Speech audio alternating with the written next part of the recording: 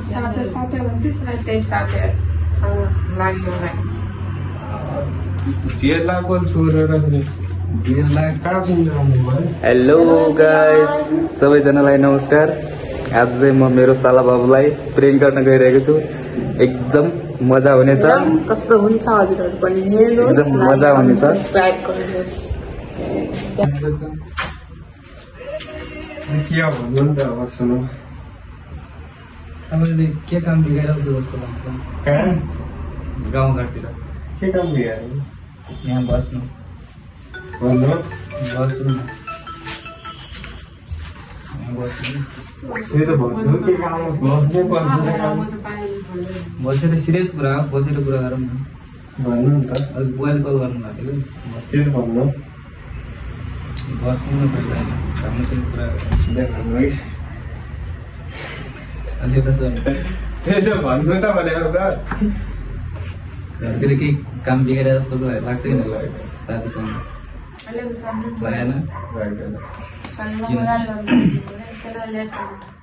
भन्नु के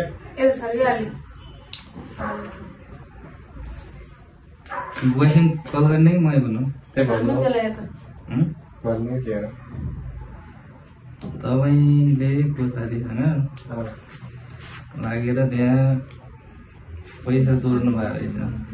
कहाँ त्यही कहाँ चोर्नु भयो, त्यो गाउँमा कहाँ। अनि त्यो साथीले चाहिँ सुवर्ण चन्द भनेर चाहिँ तपाईँको नाम लगाएर रहेछ साथी भनेर।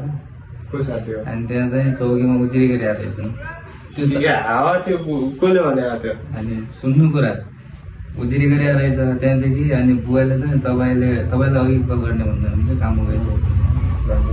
अनि त्यो भन्ने मान्छे को त्यो भन्ने मान्छे नाम के भन्दै हुन्थ्यो। अहिले साँझ आएपछि कान्छोसँग कुरा गरेर फोन गर्नु त।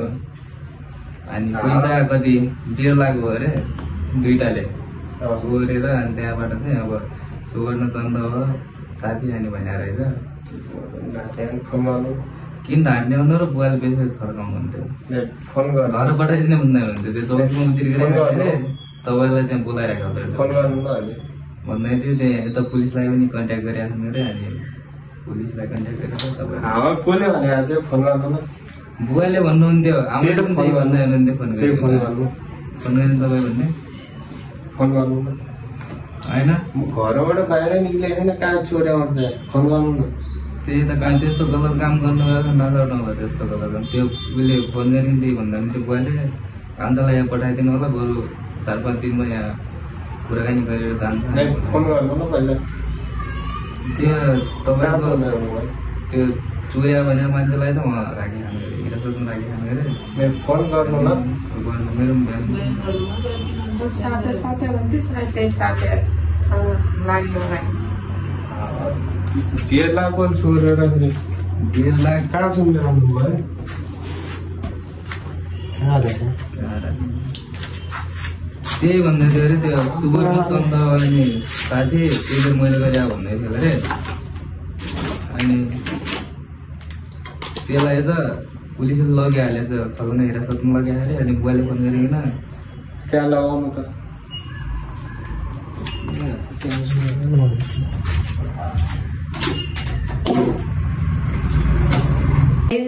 हामीले भाइलाई मनाएर ल्याइसक्यौँ। ऊ चाहिँ रिसाएर बाहिर गएर रोइरहेको थियो। उसलाई चाहिँ बाहिर गएर मनाएर ल्याइसक्यौँ। ऊ चाहिँ एकदम रिसाएर बुवालाई फोन गरेर पनि भनिरहेको थियो। हामीले